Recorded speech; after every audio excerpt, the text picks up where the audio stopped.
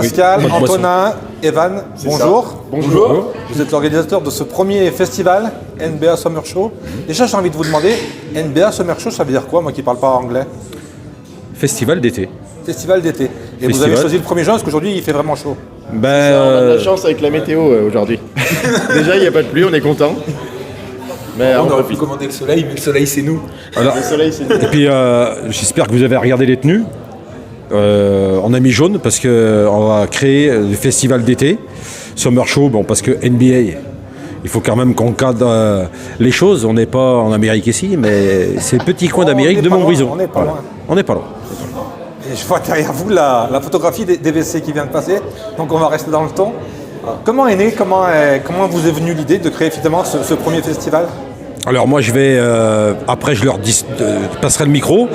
La chose qui est venue, c'est qu'en fait on se connaît depuis pas mal de temps, quand même. Et on voulait faire un peu une chose, on va dire un peu on va partir un peu dans la destroy, on va dire, on va partir sur un festival, on ne sait pas comment ça fonctionne. Moi, bon, je suis président de NBA, on fait 70 événements par an, j'ai l'habitude. Eux, ils font beaucoup moins d'événements que nous, mais c'est cadré. Ils ont beaucoup de bénévoles, ils sont démotivés. Donc, on s'est dit, pourquoi pas de créer un événement à deux, parce que seul, c'est pas possible. Moi, de mon côté, je ne pouvais pas. Partager des talents, je vais vous dire. Bien sûr. On se complète, en fait, parce que la logistique est compliquée, la communication est compliquée. Et c'est surtout que nous, on avait besoin de créer quelque chose qu'on recherchait depuis longtemps. C'est surtout ça, quoi. Les gens ont envie aujourd'hui, je pense, de s'amuser, de s'évader. Donc ça colle pile au thème. Ben, ça colle, et en plus, le plateau qu'on a ce soir, si ça colle pas avec ça, ça collera jamais, en fait. Parce que là, on a vraiment tapé dans le dur, et en fait, on a été chercher vraiment des vrais clients. Bon, ils sont du Sud-Ouest, mais ils ont envie de découvrir notre région. D'ailleurs, c'est la première fois qu'ils viennent, comme on a communiqué sur les réseaux. Et ils sont énormément surpris par rapport à la festivité qui nous envahit aussi sur ce qu'ils ont vu en arrivant, bien sûr. J'ai l'impression que le jaune, il fait beaucoup aussi. Mais en fait, ça donne un éclat. Alors nous, le jaune, partout. Voilà. Donc le jaune en général, c'est la boisson en général. Là, c'est le t-shirt. Bon. Et le bob. Voilà. D'ailleurs, en arrivant, ils sont arrivés, ils nous ont dit, est-ce qu'il y en a? Bon, on a dit oui du jaune, mais c'est pas le même jaune qu'ils voulaient. Mais enfin, basta. Et basta. Hein. Flagrant délire, bonjour. Et salut. Salut Radio Gaga. Bienvenue au premier festival NBA Summer Show. La première question que j'ai envie de vous poser à toute cette joyeuse bande, c'est comment est né votre groupe? Quelle est l'origine? Quelle est la création? Alors celle-là, tu la poses à lui. Alors là, il y a longtemps, donc du coup, on a commencé à jouer avec Jérôme, donc on est frangins, avec guitare, batterie. Et puis on a monté un petit répertoire comme ça, vite fait, pour jouer dans les bars, si tu veux. Un gros répertoire. Oui, un gros répertoire. Et puis un peu à la va-vite. Et puis la mayonnaise a pris, on a commencé à jouer par chez nous, autour de Cahors. Et puis ça a grossi. En 2005, on a intégré donc Will et Steph. Et puis alors ça a grossi. On a intégré ça, puis premier album en 2005. Après, depuis, on en a fait 6. Et on va enregistrer le 7e là, après la tournée. Et donc voilà, 20 ans d'existence l'année prochaine. Voilà, on a démarré comme tous les musiciens dans les caves et puis alors, je ne vais pas être original, mais le nom de Flagrant Délire, il vient d'où? Il y a un sens? Bon, après, c'était l'énergie qu'on a sur scène, en fait, qui faisait que c'était un peu délirant comme musique. On fait de la musique festive, donc du coup, ça collait bien avec. Donc voilà, après plusieurs propositions, un peu de réflexion, on s'est dit que ça collait pas mal à l'image du groupe, quoi. Et on délire bien aussi. Et oui. Et oui. Flagrant, c'est une chose, mais délire. Pas que sur scène, on délire bien aussi. Est-ce que le côté délire, il a un rôle dans vos compositions? Ah oui, c'est important. Qu'est-ce qui vous influence même? Alors, qui nous influence, il y a un petit peu de tout parce qu'on écoute pas mal de choses différentes. Après, on a toujours été, on a toujours eu en tout cas ce côté rock et ce côté festif qui est très dominant dans des groupes qu'on écoute comme Manu Chao, Scapé, ça peut être Marcel Son Orchestre, enfin voilà, plein de choses comme ça. Donc du coup, et dans les compositions, il y a toujours ce côté délire et tout ça, mais pas que, puisqu'on a dans tous les albums, on a des chansons un peu plus engagées, on a des chansons voilà, un peu plus nostalgiques, on a un petit peu de tout. Donc, mais voilà, c'est ce qui nous fait kiffer, c'est en tout cas d'être sur scène et de délirer vraiment avec les gens et que ça communique voilà, entre nous, quoi. C'est la première fois que vous jouez dans la Loire? Je pense que oui. Ah, peut-être pas, remarque. Peut-être pas. Je saurais pas dire parce que je sais jamais au moment. Ils me mettent à le bus, ils Sur me la- disent on va là-bas. Ce qui est sûr, c'est que sur la tournée qui va s'achever en 2000, je m'approche un peu sur la tournée qui va s'achever en 2024 là, de la Terre nous suffira. Je pense que c'est la première fois qu'on venait dans la Loire. Ouais. Quand on est sur scène, est-ce qu'on joue différemment suivant les publics qui sont en face? Je peux dire que suivant les régions, est-ce qu'il y a des réactions un peu différentes? Ou alors tout le monde fait la fête de la même façon? Non, c'est vrai qu'il y a des caractéristiques assez différentes. Ouais, suivant les régions dans lesquelles on se trouve, on n'a absolument pas forcément les mêmes comportements. Ça veut dire qu'on s'adapte ou on joue toujours de la même façon? Oui, je pense qu'on s'adapte un peu au public à chaque fois. Après, on a.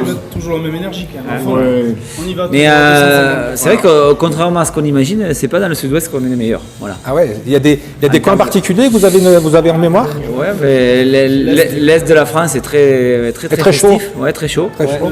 Le nord-ouest aussi, côté la Bretagne, a beaucoup de festivals et des gens qui sont très mobilisés pour la musique. Donc ouais, il y a des endroits, c'est La incroyable. Gironde aussi, tu sais, c'est pas mal. Le sud-ouest aussi, le sud-est, le nord, comme ça on est fâché avec personne, c'est ça que tu veux faire. Et le sud-ouest aussi. Non, mais c'est super partout. On l'a fait tout le monde, on est tranquille. Monaco, on en a parlé de Monaco. On va pas parler de Monaco, non? On y est allé aussi. Et la Belgique aussi, oh. Et la Suisse. C'est plus calme en Suisse, non? Non, même pas. Même pas. Mais on y revient dans la tournée, là, enfin, à la frontière, là, et non, c'est un très bon public aussi. Mais après, bon, on sait s'adapter partout. Tout. Sans dévoiler des secrets, qu'est-ce qu'on va pouvoir retrouver dans votre spectacle ce soir? On fait la fête pendant 2 heures. Est-ce qu'il y a des moments plus calmes? Est-ce qu'il y a un peu un échange avec le public? Comment ça se passe? Oui, il y a beaucoup Qu'est-ce qu'on d'échanges. retrouve sur scène? Beaucoup d'échanges avec le public, ça c'est primordial parce que sinon on ne sait pas faire. Hein. Le public joue un rôle aussi important qu'un musicien, voire plus, parce que on en a besoin et puis c'est ce qui nous porte. Oui, après, bon, on est de toute façon caractérisé par l'énergie, donc et on essaie surtout de la communiquer, que ça réponde d'en face. Donc après le spectacle, il y a un petit peu de, on va partir, on va voyager un petit peu en Espagne, on va à travers nos chansons, mais il y a toujours ce côté. Ça va envoyer. Ça va bouger. Ça va bouger. Normalement c'est ça. C'est le but, en tout cas. Et votre groupe, il évolue tout le temps ou alors vous êtes là depuis des années tous ensemble? Alors on est 5 depuis 2005 donc et jusqu'au dernier album qui est sorti en 2020 et depuis 2020 on a intégré les cuivres donc Laurent et Damien trompette et trombone pour porter un côté dynamique à la musique qu'on proposait et ce qui est pari réussi puisque ça amène vraiment quelque chose donc maintenant on est 7 sur scène depuis cette tournée là. Et si j'ai bien vu, j'ai bien remarqué sur scène quand vous régliez les balances, c'est un groupe totalement masculin. Oui, ça par contre. Sauf le bassiste. Ah non, merde. Non, la féminine n'est pas venue. Non, on a une régisseuse qui nous suit partout, donc qui n'a pas pu être là, mais voilà, celle qui s'occupe de toute la tournée, c'est notre maman, c'est le petit côté féminin. Au téléphone, c'est Pascal. Ouais. J'imagine que vous avez l'habitude aussi qu'on vous pose des questions. Est-ce qu'il y a des questions qu'on vous a jamais posées et que vous aimeriez qu'on vous pose? Est-ce qu'il y a une question particulière que vous aimeriez qu'on vous pose? Surtout dans une région aussi belle que la Loire. Oui, mais comment moi Saint-Étienne? Saint-Étienne va très bien, on est d'accord. Et quand est-ce qu'on mange? Et ben, je crois qu'il faut juste que vous vous retourniez. Qui c'est les plus forts évidemment? C'est les Verts. Voilà. Je vous souhaite un bon spectacle. Merci. Et puis gardez cet accent parce que sans chanter, on a déjà l'impression que vous chantez. Merci, Merci beaucoup. Voilà. Merci beaucoup. Merci Sud qui parle en chantant, en peine de solitude, mais pas vraiment gênant. Du moment qu'on trouve une place à la terrasse d'un café, un bon Ricard coupé de glace nous suffira pour plus parler. Bienvenue, spectacle prod au premier NBA Summer Show. Merci. Le spectacle que vous allez proposer dans quelques instants, c'est Destination 80. Tout à fait. Alors, j'ai J'ai une question qui va paraître bête. Que contient le spectacle, à part des chansons des années 80? Uniquement des chansons des années 80. Quand on a créé ce spectacle au début, on était parti dans un délire de faire un spectacle 80, mais on est allé loin et on est parti dans le sens où on fait 80 minutes avec 80 costumes sur 80 chansons des années 80. Dans le département du 42. Un package complet des années 80. Donc là aujourd'hui, pour ce festival, on est juste en tour de chant, donc nous sommes que 4 sur scène. Il n'y a pas les danseuses, donc ça va être une formule un peu plus cool, un peu plus réduite. Mais l'envie est là et ça va le faire et voilà quoi. Et toute l'équipe, on est au top. On est entre Jean de la Loire, entre Gaga, j'ai envie de vous dire. Comment vous vous êtes retrouvés sur ce premier festival? Par connaissance avec l'organisateur, Monsieur Pascal Cour, que j'affectionne tout particulièrement. Et puis du coup, il m'avait posé la question si on était disponible. On l'était, donc on ne s'est même pas posé la question, on s'est dit on vient. Voilà. Là, on rentre dans le mois de juin. J'imagine que toute cette période, juin, juillet, août, c'est chargé en production. Complet. Alors là, je vais laisser la parole à mon associé, monsieur Sébastien Morio, et qui va vous expliquer un petit peu tout ça. Alors oui, effectivement, on rentre dans la période un peu plus faste de l'année. Juin, juillet, août, septembre, c'est des périodes un peu plus chargées pour nous. On se balade pas mal sur Rhône-Alpes. On arrive même à sortir un petit peu du département, descendre un peu dans le sud, etc. Puisqu'on a une douzaine de spectacles qui tournent et puis un orchestre de variété également. Donc on essaie de répondre à un grand nombre de sollicitations, que ce soit du cabaret, du 80, du Goldman, un petit peu de tout, quoi. Un peu plus rock, un peu plus orchestre dansant. On a pas mal de formules qu'on propose avec danseurs, pas danseurs, musiciens, pas musiciens, chanteurs, chanteuses, etc. Donc on arrive à s'adapter un petit peu à toutes les demandes et on se balade un petit peu partout. Et comment on fait pour vous contacter? On a le site internet www.spectacleprod.com et puis après sur le site internet vous trouverez nos coordonnées avec le téléphone de Yves et puis le mien sans souci. Quelqu'un qui veut organiser un événement comme celui-ci, il faut s'y prendre combien de temps à l'avance? Alors c'est très variable parce qu'en fait il y a des périodes un petit peu plus, comme je vous disais tout à l'heure, il y a des périodes un petit peu plus fastes quand c'est juin, juillet, août, septembre, mais après le reste de l'année c'est un petit peu au bon vouloir des dates. Après on a dédoublonné en fait toutes nos équipes, donc si effectivement on a 2 demandes sur la même date, on arrive toujours à trouver des solutions, donc voilà, pas hésiter à nous contacter en tout cas. Je reviens à la partie artistique. Comment vous avez choisi les chansons? Waouh. Ça c'est très compliqué parce que il faut qu'on prend dans un premier temps plein de chansons, plein de titres, et après en fonction de la directive du spectacle qu'on a envie de donner, on demande déjà à Marine qui est chanteuse mais qui est aussi danseuse, chorégraphe et qui nous fait la choré et la mise en scène de tous les spectacles, et en fonction des titres et en fonction de ce qu'on peut créer en termes de spectacle, on fait un choix là-dedans, quoi. Est-ce qu'il y a des chansons essentielles que le public vous réclame chaque fois?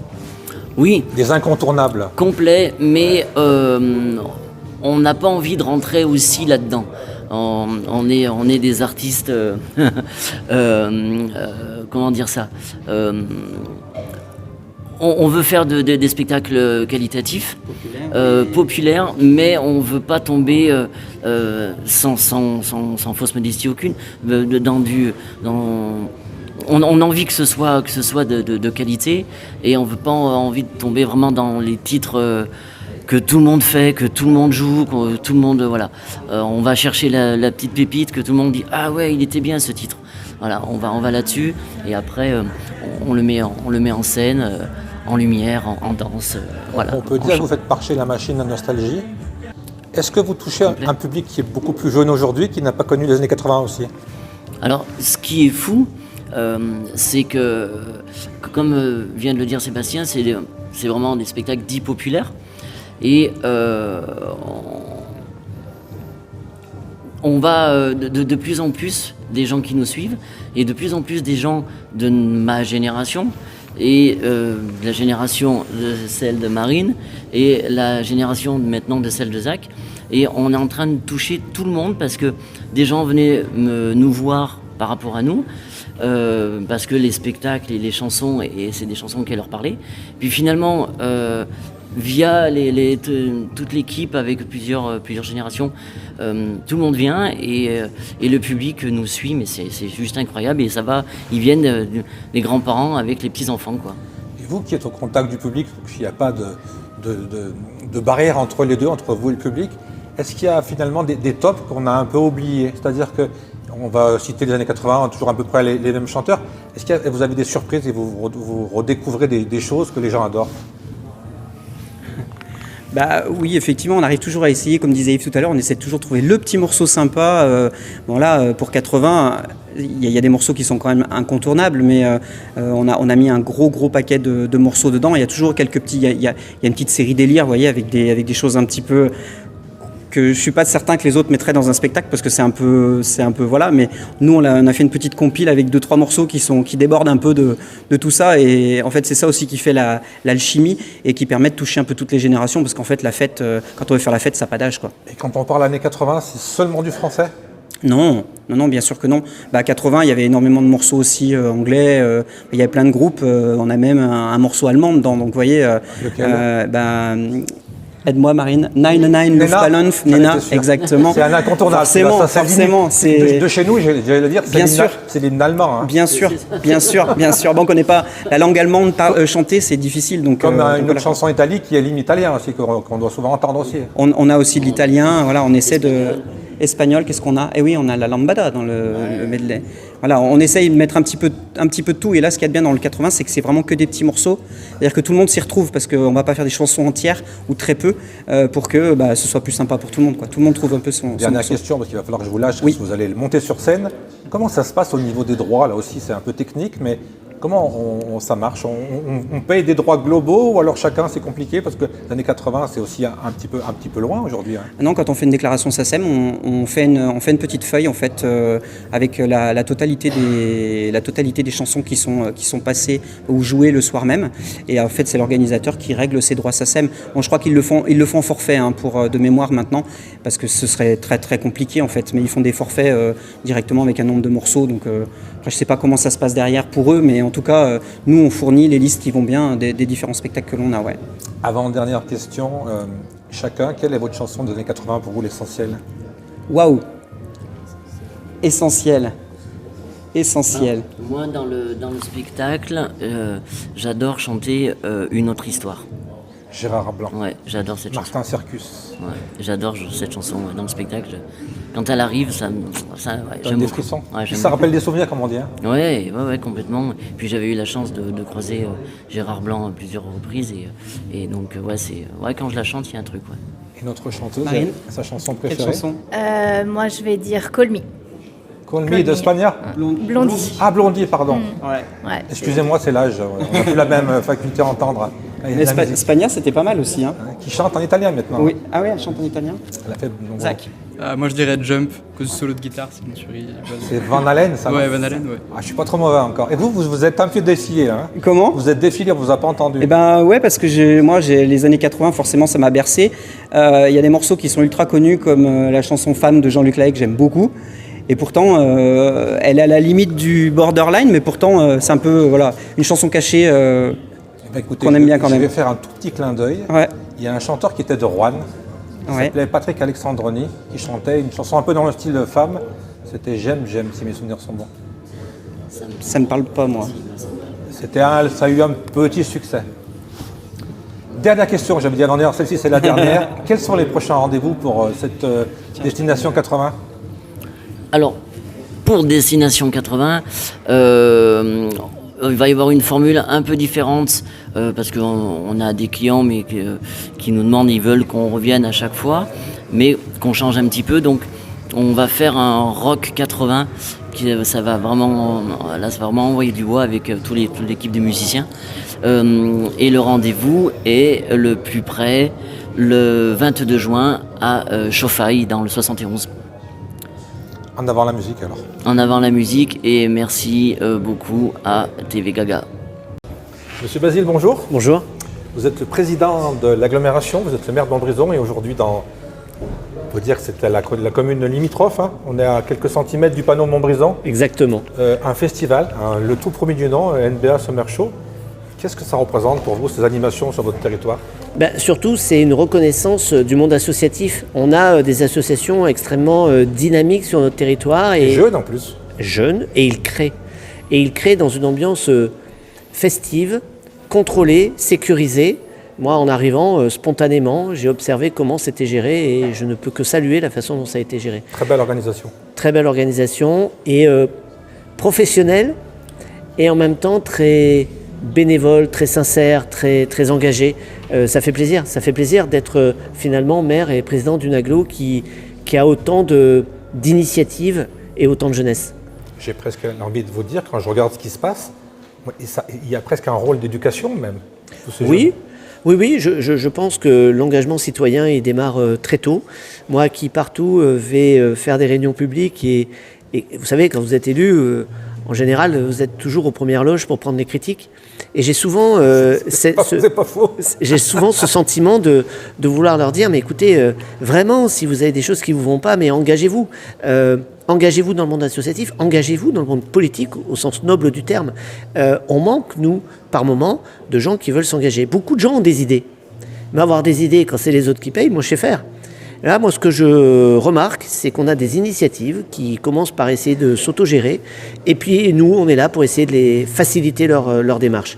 En tout cas, voilà, j'espère que cette soirée sera une réussite. Je suis là pour cautionner cette soirée. Je suis là pour dire que c'est une vraie initiative. Et je salue l'engagement des organisateurs, vraiment.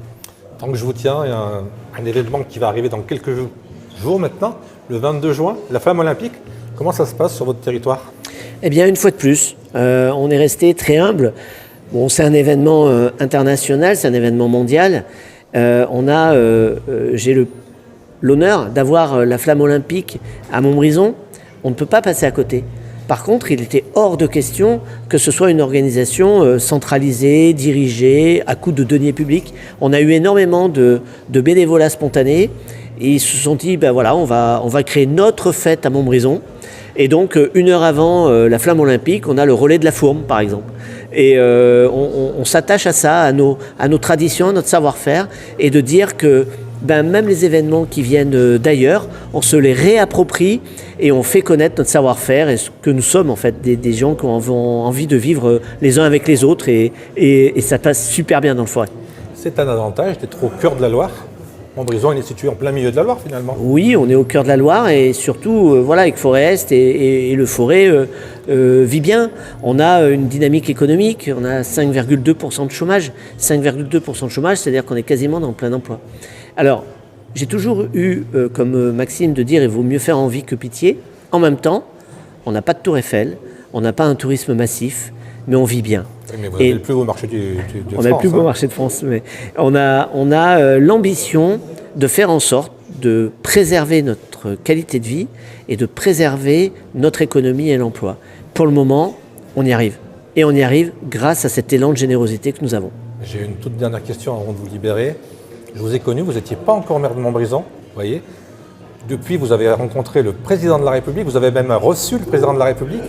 Qu'est-ce que vous retenez de son passage à Montbrison? Est-ce que je ne parle pas de politique, mais du côté humain. Quelle est l'image que vous gardez?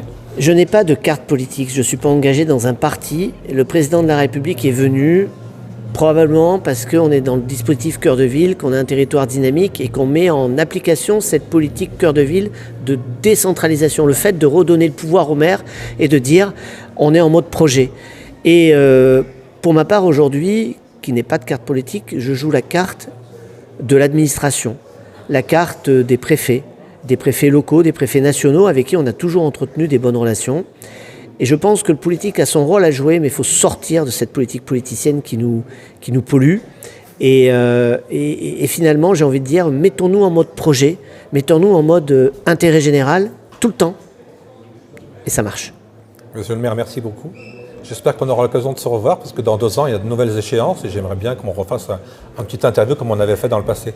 Écoutez, avec plaisir. Je ne sais pas ce que je serai dans 2 ans.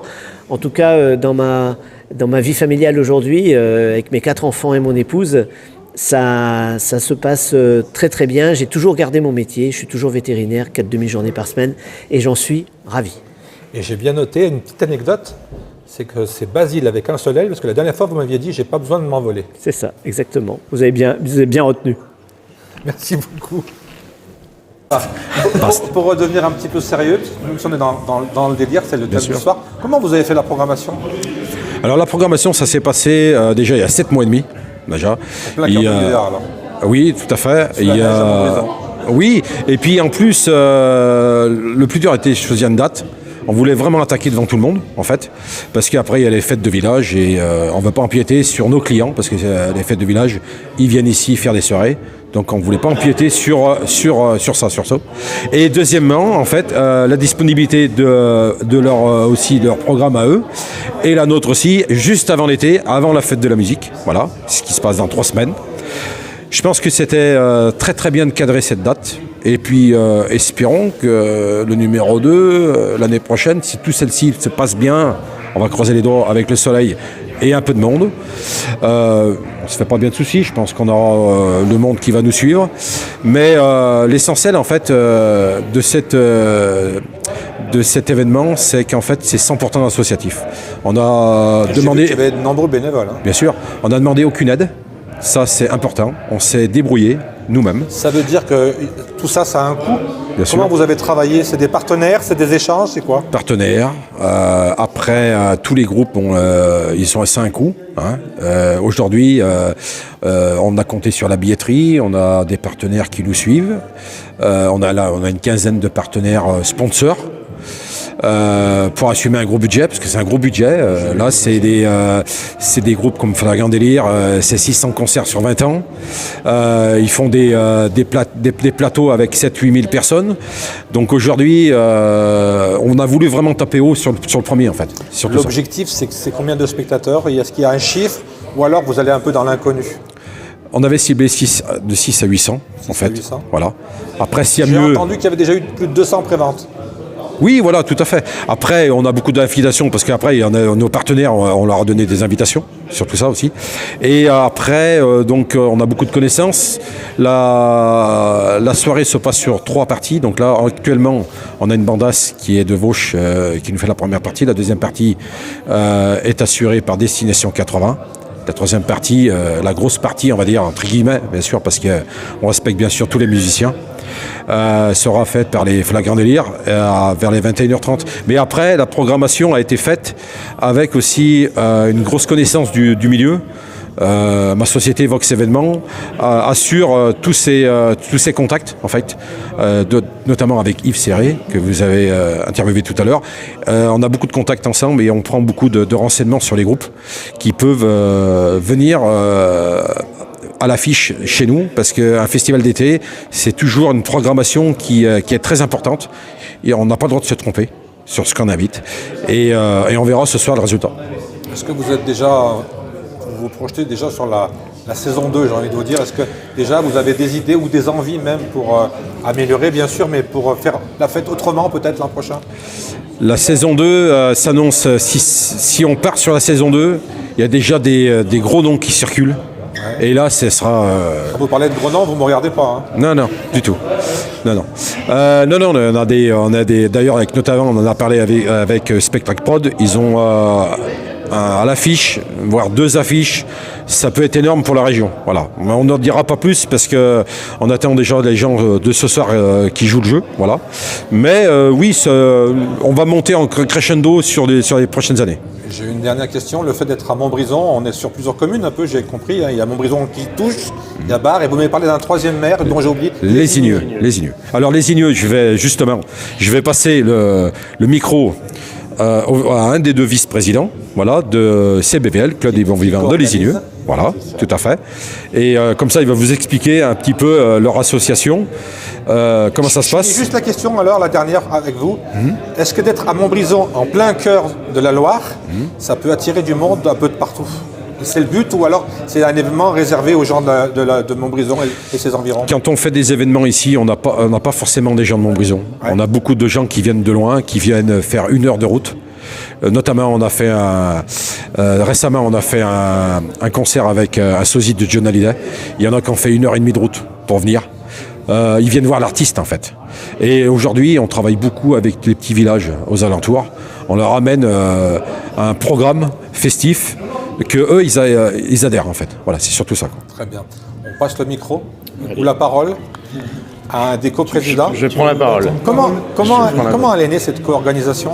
La co-organisation, elle est née du fait qu'on se connaît de l'extérieur avec Pascal et à force de côtoyer le Nulle Part Ailleurs, de par ces soirées, ces événements qu'il organise, on en a discuté du fait qu'avec le CBVL, on organise beaucoup d'événements donc associatifs, des événements festifs au sein de notre village de Lésigneux.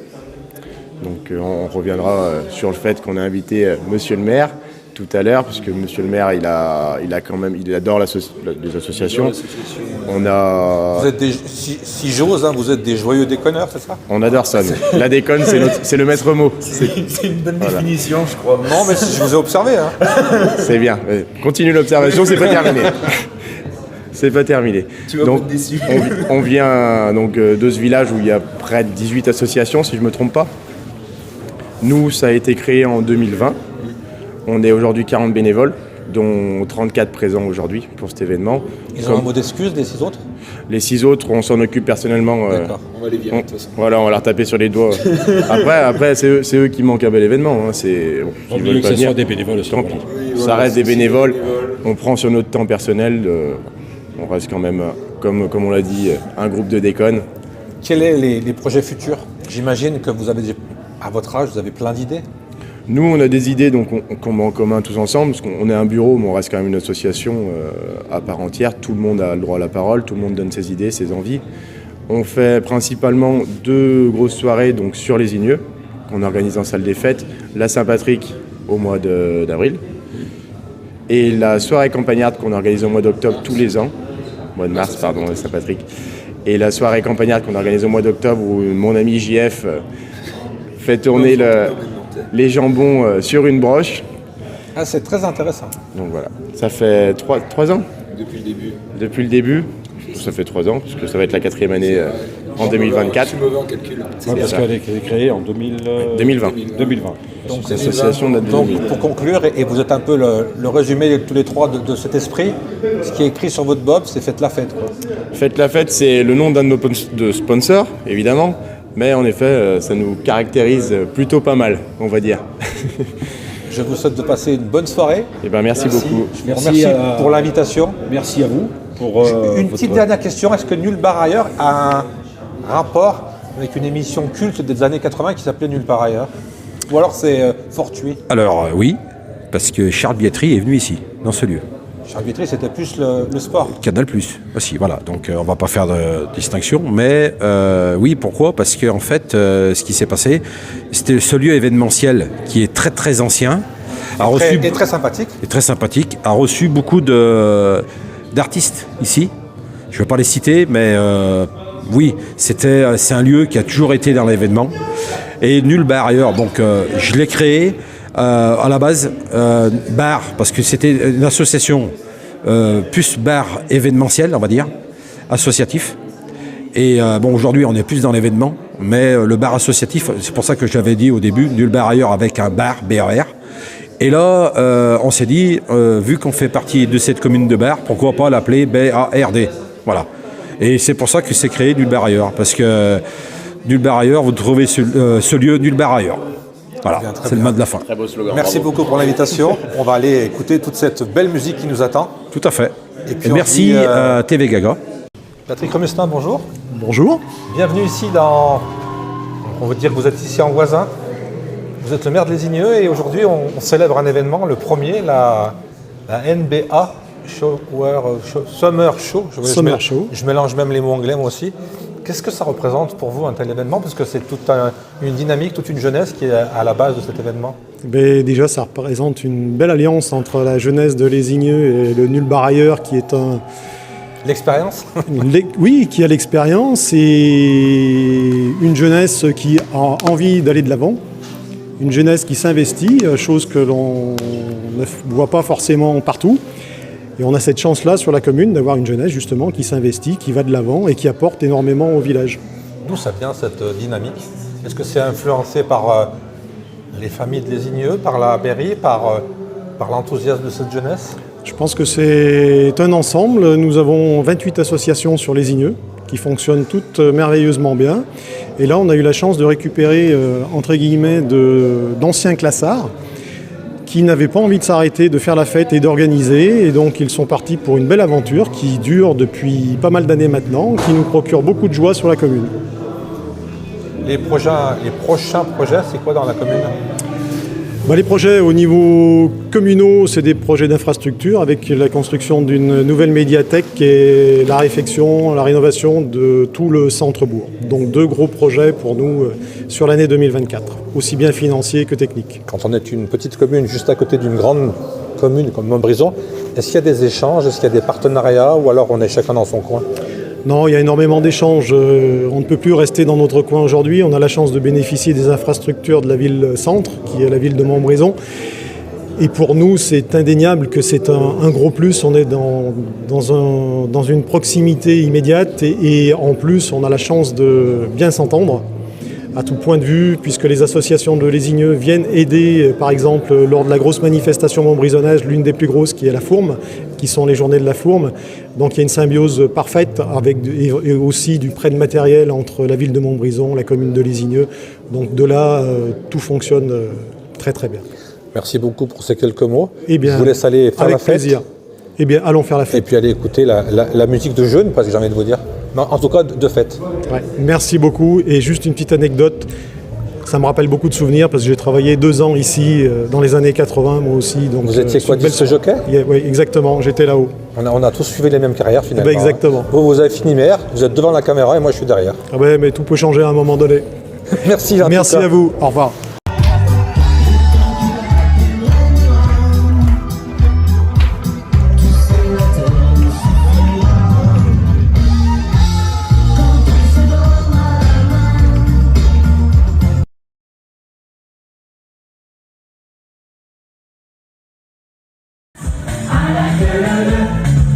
Tout le monde c'est Max à la gueule.